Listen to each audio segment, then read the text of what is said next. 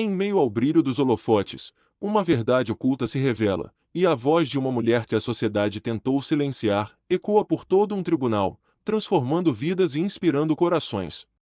Se você se conecta com narrativas que desafiam o status quo e celebram o poder do espírito humano, deixe seu like, inscreva-se no canal e compartilhe de qual canto do Brasil você nos acompanha, pois é fundamental saber de onde vêm os ecos dessa jornada. Sua participação fortalece a nossa missão de dar visibilidade àqueles que, muitas vezes, são ignorados, mas que carregam consigo a essência da verdadeira força. Naquela quinta-feira fria de outono, o Tribunal de Justiça do Rio de Janeiro parecia um palco silencioso, aguardando o drama que se desenrolaria em poucas horas. Era 7h30 da manhã, e o eco dos passos de Maria das Dores, uma mulher de 48 anos, preenchia os corredores enquanto ela, com as mãos calejadas, limpava os bancos de madeira polida. Suas lágrimas, silenciosas e teimosas, escorriam pelo rosto, misturando-se à água no balde. Naquele dia, a invisibilidade de Maria, que por anos fora sua companheira diária, tornava-se um fardo insuportável. Em poucas horas, naquele mesmo salão, o futuro de seu único filho, João Pedro, de 19 anos, seria decidido. Acusado de um roubo que ela sabia, com a certeza inabalável de uma mãe, que ele não havia cometido, João estava preso há 8 meses. O mundo, contudo, parecia conspirar contra eles. As câmeras de segurança do estabelecimento haviam capturado apenas a silhueta de um jovem negro, de costas, vestindo roupas semelhantes às que João usava naquele dia. Não havia impressões digitais, nem testemunhas diretas que o reconhecessem. A única prova era o testemunho de um policial que jurava tê-lo visto correndo a algumas quadras do local. Esse testemunho, somado ao fato de João ter sido detido 2 anos antes em uma festa onde foram encontradas drogas, uma situação que ele jurava ter sido um mero engano, mas que manchou seu histórico, foi suficiente para que o promotor, Dr. Roberto Alcântara, construísse um caso robusto contra ele. Maria havia juntado cada centavo nos últimos meses, trabalhando incansavelmente como diarista nos finais de semana, além de seu emprego no tribunal, para contratar o Dr. Cláudio Mendes. Ele prometera resolver tudo por um valor que consumiu todas as suas economias, a esperança de uma vida inteira depositada em um homem que, naquele momento crucial, parecia ter desaparecido. Enquanto esfregava o chão impecável pela terceira vez, Maria olhou para o relógio na parede, 8h45. O julgamento começaria às 10 horas. O Dr. Cláudio havia prometido encontrá-la às 8 horas para revisar os últimos detalhes, mas suas ligações caíam direto na caixa postal. Às 9h30, com a chegada do juiz Dr. Carlos Eduardo, conhecido por sua rigidez, e do promotor Dr. Roberto Alcântara, o pânico tomou conta de Maria. Seu filho seria trazido em instantes, e o advogado em quem depositara toda a sua fé e dinheiro havia, simplesmente, evaporado. Maria observou o movimento crescente no tribunal, sentindo-se invisível como sempre, mas agora essa invisibilidade a sufocava. Ela os conhecia bem. Era ela quem limpava seus gabinetes todas as manhãs, quem ouvia suas conversas despreocupadas sobre os marginais que julgavam, como se falassem de personagens de novela, e não de pessoas reais, com famílias e histórias. O promotor Alcântara já havia deixado claro, em uma conversa telefônica que Maria inadvertidamente ouviu semanas antes, que faria de João Pedro um exemplo. Esses meninos precisam entender que não podem sair roubando por aí. Vou pedir a pena máxima, ele dissera. E Maria quase deixou o balde cair, mas se conteve, invisível em sua dor. Que opção tinha, se não esperar que o Dr. Cláudio fizesse seu trabalho? Mas ele não estava ali. Maria observou enquanto João Pedro era trazido, algemado e vestindo um uniforme laranja desbotado que parecia engoli-lo. Seu menino havia emagrecido, e havia algo em seus olhos que partiu o coração da mãe, uma mistura de medo e resignação que não deveria existir em alguém tão jovem. Ele a viu e tentou sorrir, mas o sorriso não alcançou seus olhos. Um oficial de justiça começou a chamar os nomes, organizando o início da sessão. O nome do Dr. Cláudio Mendes foi chamado 3 vezes, sem resposta. O juiz Carlos Eduardo franziu a testa, visivelmente irritado com o atraso. Maria sentiu o chão sumir sob seus pés. Reunindo toda a coragem que possuía, aproximou-se timidamente da mesa do oficial de justiça. Com licença, sua voz saiu quase um sussurro. Sou a mãe de João Pedro Silva. O advogado dele, Dr. Cláudio Mendes, não apareceu. Não consigo contatá-lo. O oficial mal levantou os olhos. Não posso fazer nada, senhora. O juiz decidirá como proceder. A indiferença em sua voz foi como um tapa. Maria olhou para João Pedro, que agora parecia ainda menor na cadeira dos acusados, observando a cena com olhos arregalados de pavor. O juiz Carlos Eduardo bateu o martelo, chamando a atenção da sala. Vamos começar. Onde está o advogado de defesa? O promotor Roberto Alcântara encolheu os ombros com um meio sorriso. Parece que o acusado está sem representação, Excelência. Sugiro que prossigamos e solicitemos um defensor público, embora isso possa atrasar o processo. Havia algo em sua voz, uma satisfação mal disfarçada, que fez o sangue de Maria ferver. Ela sabia o que isso significava: mais tempo para João Pedro na detenção provisória, esperando por um defensor público sobrecarregado que mal teria tempo de ler o caso. Isso é um absurdo, murmurou o juiz. Vamos adiar então. Reprogramaremos para. Repentinamente, movida por um instinto que nem ela mesma compreendia, Maria deu um passo à frente. Excelência! Sua voz saiu mais firme do que esperava. Posso falar? Um silêncio atônito tomou conta da sala. O juiz Carlos Eduardo a olhou como se a visse pela primeira vez, embora ela limpasse seu gabinete todos os dias há 5 anos. E a senhora é quem? Maria das Dores, Excelência, sou a mãe de João Pedro e trabalho aqui. Sou a faxineira deste tribunal há 5 anos. O juiz pareceu desconcertado por um momento, tentando processar a informação. O reconhecimento passou brevemente por seus olhos, mas rapidamente recuperou sua expressão severa. Senhora das Dores, entendo sua preocupação, mas este é um procedimento legal. Seu filho precisa de representação adequada, e sem seu advogado presente, teremos que adiar. O Dr. Cláudio levou todo o meu dinheiro, Excelência, continuou Maria, sua voz ganhando força a cada palavra. Juntei cada centavo por meses. Ele prometeu estar aqui agora. Ela respirou fundo, contendo as lágrimas. Meu filho está preso há 8 meses por algo que não fez. 8 meses longe de casa, longe da universidade em que tanto lutou para entrar. O promotor Alcântara se levantou, visivelmente incomodado. Excelência, isso é altamente irregular. A senhora não pode. Deixe-a falar, interrompeu o juiz, surpreendendo a todos, até a si mesmo. Havia algo na dignidade daquela mulher, na forma como se mantinha firme, apesar do medo evidente em seus olhos, que o fez pausar. Maria olhou diretamente para o juiz e depois para cada pessoa no tribunal. Por 5 anos, limpei este lugar. Conheço cada canto, cada marca no chão, cada mancha que nunca sai completamente dos bancos de madeira. Estive aqui todos os dias antes de vocês chegarem e depois que vão embora. Sei o nome de cada um nesta sala, embora nenhum de vocês saiba o meu. Ela fez uma pausa, e o silêncio era tão denso que se podia ouvir o zumbido das luzes fluorescentes. Meu filho João Pedro está no 2º ano de engenharia. Conseguiu uma bolsa por mérito. No dia do suposto roubo, estava na biblioteca da universidade estudando para uma prova. Há pessoas que o viram lá, mas ninguém quis ouvi-las. Há um registro de entrada na biblioteca, mas o Dr. Cláudio disse que não era prova suficiente. Eu ouvi o senhor, Dr. Alcântara, dizer por telefone que queria fazer do meu filho um exemplo.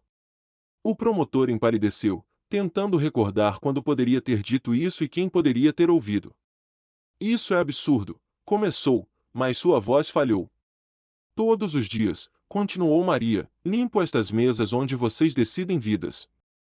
Ouço as risadas, as piadas, os comentários sobre mais um bandido, mais um marginal. Pessoas que para vocês não têm história, não têm sonhos, não têm mãe que chora todas as noites. Ela olhou para João Pedro, que a observava com uma mistura de orgulho e medo. Meu filho não é um exemplo a ser usado. É um jovem que sonha em construir pontes. Seu único crime foi estar no lugar errado, usando a roupa errada, tendo a cor errada. O tribunal inteiro estava em silêncio absoluto. Jurados, oficiais, até outros acusados que esperavam seus casos, todos pareciam hipnotizados pela força inesperada daquela mulher que sempre fora invisível. Excelência, disse, voltando-se para o juiz, não peço favores, peço justiça. Peço que olhem para meu filho e vejam um ser humano, não apenas mais um processo. Se o senhor adiar este julgamento, serão mais meses que ele perderá de sua vida, da universidade. Mais meses em que me verei obrigada a vê-lo definhar em visitas de 15 minutos separadas por um vidro. O juiz Carlos Eduardo ajustou os óculos, visivelmente incomodado. Olhou para João Pedro, depois para Maria e, em seguida, para os papéis à sua frente. Havia algo no olhar daquela mãe que o fazia questionar tudo o que estava prestes a fazer automaticamente, como havia feito centenas de vezes antes. Senhora das Dores, começou, sua voz mais suave, entendo sua angústia, mas sem um advogado defensor. Foi interrompido por uma voz que vinha do fundo da sala, eu represento o acusado, meritíssimo. Todos se viraram para ver uma mulher negra de uns 50 anos, vestindo um tailleur impecável, caminhando com determinação pelo corredor central. Doutora Helena Costa apresentou-se, colocando sua pasta sobre a mesa da defesa. Acabei de assumir o caso de João Pedro Silva. Maria olhou para a advogada, confusa. Nunca a havia visto antes, certamente, não tinha como pagar por seus serviços. Mas, começou Maria. A advogada lhe lançou um sorriso amável. Conversamos depois, sussurrou. Agora, vamos salvar seu filho. O juiz Carlos Eduardo pareceu aliviado por ter uma saída para o dilema ético em que se encontrava. Doutora Costa, a senhora está ciente de que o julgamento está programado para começar agora? Precisará de tempo para se familiarizar com o caso?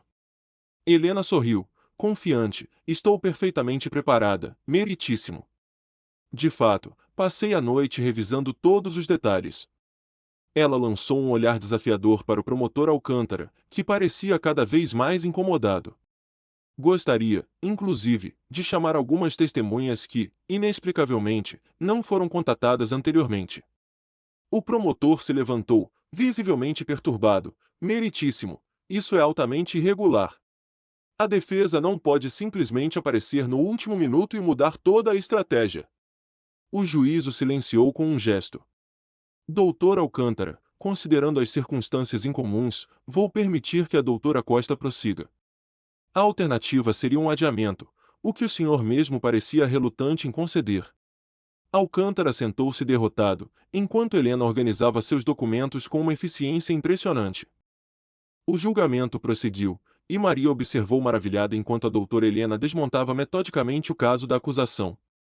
Primeiro, apresentou o registro oficial da biblioteca da universidade, mostrando a entrada de João Pedro às 15h07 daquele dia, apenas 10 minutos após a hora do roubo, que havia ocorrido a mais de 30 minutos de distância. É fisicamente impossível que meu cliente estivesse em ambos os lugares, argumentou. Em seguida, chamou 3 colegas de estudo de João Pedro que confirmaram sua presença na biblioteca durante toda a tarde. Um deles, Pedro Henrique, tinha inclusive uma selfie tirada às 15h20, onde João Pedro aparecia ao fundo, debruçado sobre livros de cálculo. Helena, então, apresentou um relatório técnico sobre as imagens da câmera de segurança, destacando que a identificação era impossível de confirmar apenas pelas costas do suspeito, especialmente considerando a baixa qualidade do vídeo. O que temos aqui, disse com firmeza, é um jovem sendo acusado porque corresponde a um perfil, jovem negro, residente da periferia. Não há evidências concretas que o vinculem ao crime. O tribunal observava em silêncio, enquanto o caso que parecia tão sólido se desintegrava diante de seus olhos. O policial que havia reconhecido João Pedro correndo perto do local do crime foi forçado a admitir, sob o hábil interrogatório de Helena, que só viu o suspeito por alguns segundos, de costas, e que todos esses jovens se parecem um pouco.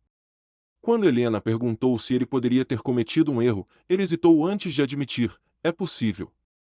O promotor Alcântara parecia cada vez mais nervoso, folheando freneticamente suas anotações em busca de algo que pudesse salvar seu caso. Helena, então, chamou sua última testemunha, a própria Maria das Dores. Enquanto a mãe de João Pedro caminhava em direção ao estrado das testemunhas, houve um murmúrio na sala. Essa mulher, que antes era invisível, agora tinha todos os olhares sobre ela. Com voz clara, Maria contou sobre seu filho, suas notas exemplares, seus sonhos, as horas extras que fazia para pagar os livros caros do curso de engenharia. Falou sobre como João Pedro ajudava os vizinhos mais velhos com pequenos reparos, como dava aulas de reforço a crianças da comunidade. Meu filho nunca precisou roubar nada na vida, concluiu. Ele conhece o valor do trabalho honesto. Aprendeu comigo. Quando chegou a hora das considerações finais, Helena se levantou com uma dignidade que silenciou a sala.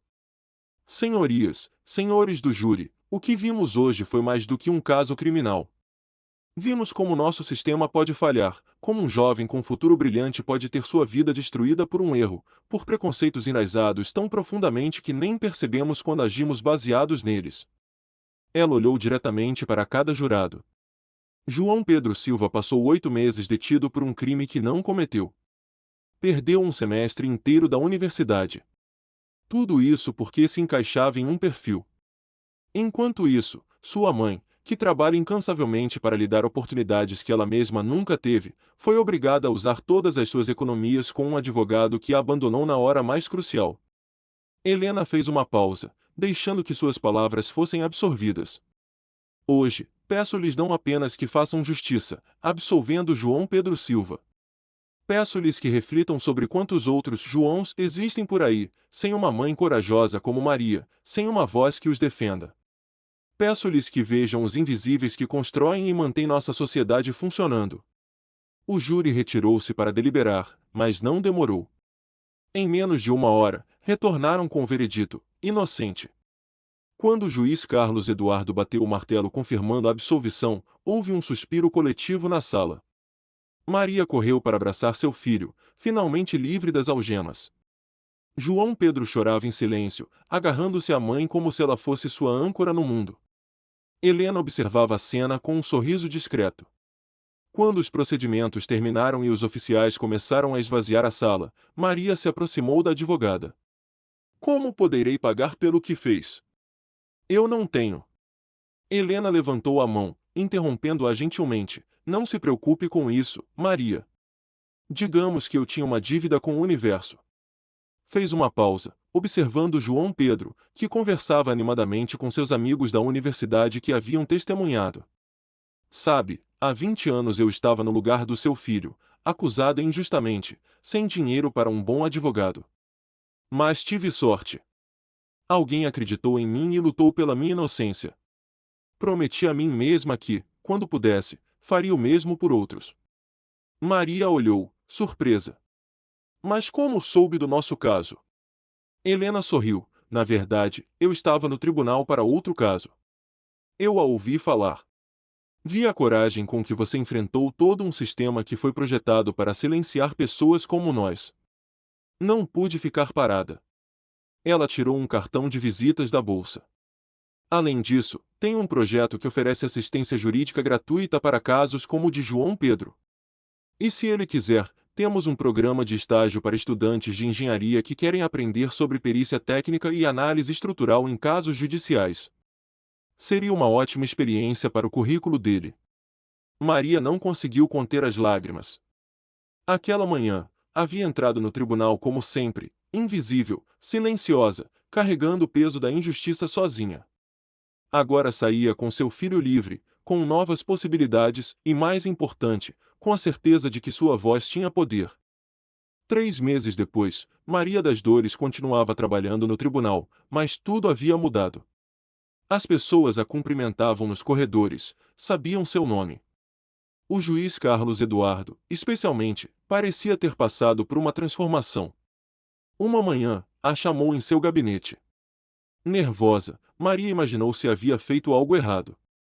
Mas o juiz só queria conversar. Senhora das Dores, começou, visivelmente incomodado, tenho pensado muito desde o julgamento do seu filho. Fez uma pausa, escolhendo cuidadosamente as palavras. Em 30 anos de carreira, acreditei estar fazendo justiça, mas suas palavras naquele dia me fizeram questionar quantas vezes posso ter falhado, quantas vidas posso ter afetado sem sequer perceber.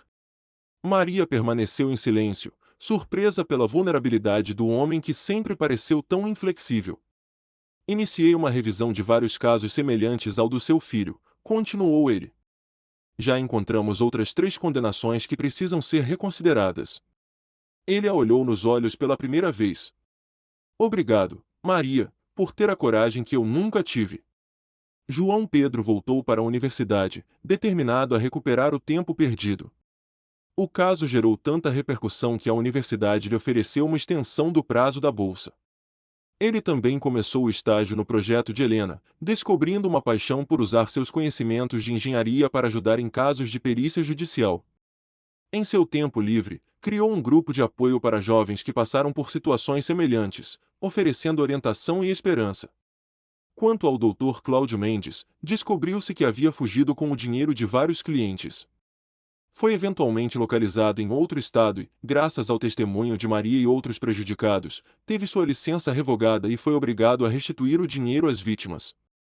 Maria usou esse dinheiro para iniciar um pequeno fundo de emergência para famílias de detentos que precisavam de assistência jurídica. A história de Maria e João Pedro se difundiu, inspirando outras pessoas a romper o silêncio e desafiar injustiças. Um jornalista local escreveu um artigo sobre eles intitulado Os Invisíveis que Fazem a Diferença, destacando como pessoas comuns que a sociedade frequentemente ignora têm o poder de transformar sistemas inteiros quando encontram sua voz.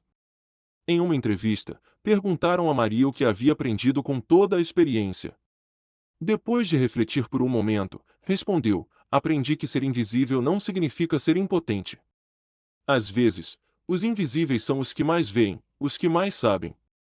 E quando decidimos falar, o mundo é forçado a parar e escutar. O repórter então perguntou o que ela diria a outras pessoas que se sentem invisíveis, silenciadas pelo sistema. Maria sorriu. Aquele sorriso que agora era conhecido por todos no tribunal. Um sorriso que carregava tanta dor quanto força. Eu diria que sua voz importa, que sua história importa, que nenhum de nós é apenas mais um caso, um número, uma faxineira que ninguém nota. Todos somos protagonistas de nossa própria história, e quando nos unimos, podemos reescrever histórias maiores que a nossa.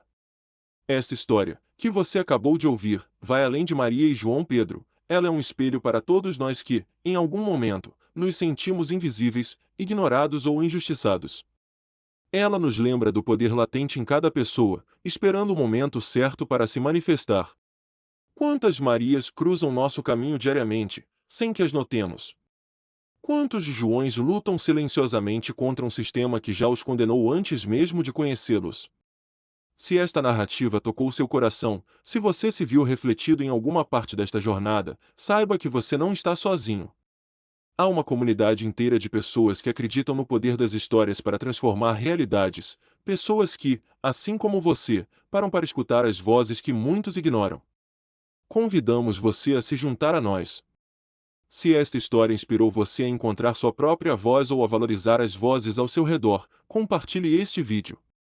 Porque cada vez que uma história como esta é compartilhada, um coração mais encontra a coragem para fazer a diferença, e mais uma jornada de valor começa.